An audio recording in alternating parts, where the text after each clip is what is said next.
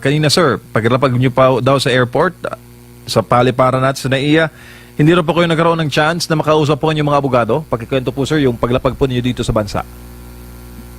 Totoo yan, sinalubungan ko ng ating mga kapulisan, yung CIDG, NCR, dyan sa tube ng aeroplano. Tapos binasahan naman ako ng Miranda rights, yung aking karapatan bilang akusado. Pero paglabas namin ng terminal, pag nag-clear namin sa customs saka sa immigration, inaasahan ko na dahil nandun yung mga lawyers ko, ay payagan sila na consult sa akin at makasama maski isa sa kanila kung saan ako dadalhin ng PNP CIDG. So unfortunately, hindi nga pinayagan na makalapit o makausap ako ng aking lawyers. Opo, sir, kayo po ay miyembro, no?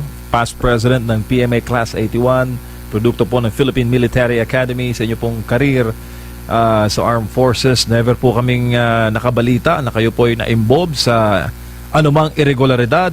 Ano po para sa inyo bilang veterano, ang sinapit po ninyo sa dulo po ng inyong karera na kayo lamang po ay naghahayag ng inyong mga puna sa pamahalaan? Totoo yan, although of course retired na ako, nakikita ko kasi bilang isang Pilipino at bilang dating sundalo na nagserbisyo na matagal sa ating bayan, nakikita ko na kawawa naman yung bayan natin. Marami mga kapwa Pilipino naghihirap. Tapos yung ating mga ibinoto, yung ating mga piniling mga leader, yung ating mga politikong pinagkatiwalaan natin para magserbisyo sa atin, ay iba yung ginawa nila, di ba? Sa halip na serbisyohan tayo, yan, nilapastangan nila, nagnakaw sila. Yung mga dapat na pera gamitin sa mga proyekto para matulungan yung mga kababayan natin, lalo-lalo na yung mga mahirap, ay hindi nagawa. Naging ghost project. Ginamit nila yung pera, nakuha nila yung mga pera para sa pangsarili nila. So, napakasakit isipin yung gano'n nangyayari. Samantalang marami sa ating mga kababayan naghihirap.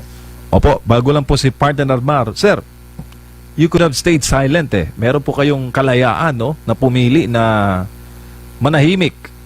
Kim-kimi na lamang yung mga puna in your own at hindi po sa publiko at hindi po bumuo ng pangkat yung United People's Initiative para po magpahayag nga ng voice of dissent. Ano bang naging tipping point sa inyo, General? Bakit po kayo umabot sa pakikibaka po na ganito? At totoo yan, retirado na ako nagsilbisyo na ako sa bayan natin matagal sa Armed Forces, sa active service. Pero yun nga, buong-buo pa rin yung aking pagmamahal sa aking bayan. Andyan pa rin yung idealismo sa akin. Lalo na naghihirap yung ating bayan. Tapos may mga nagdalapastangan, may mga nagte-take advantage sa ating bayan. So sa akin, hindi katanggap-tanggap yun. So sabi ko, we need to do something. And of course, yun nga, panagutin itong mga nagnakaw, mga naglapastangan, mga nagtaksil sa tiwala ng mga taong bayan. Panagutin sila.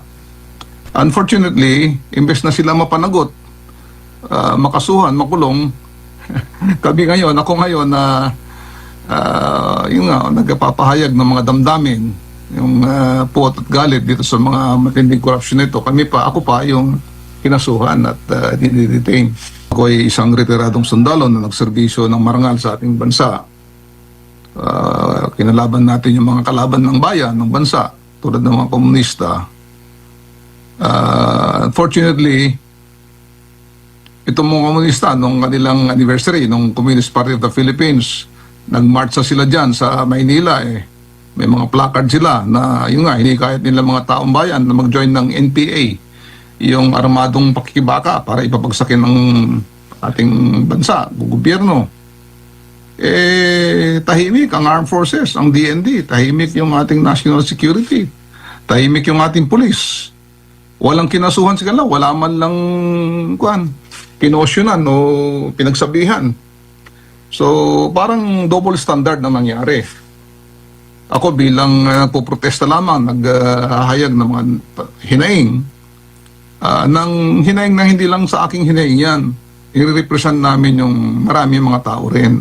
Mga grupo namin, saka yung mga ordinaryong mga taong bayan. At fortunately nga, ako pa yung kinasuhan, ako pa yung dinedetain. Samantalang yung mga komunista na hayagang inciting, naghihikayat ng sedisyon, ay hindi man lang pinagsabihan, o lalong-lalong hindi kinasuhan.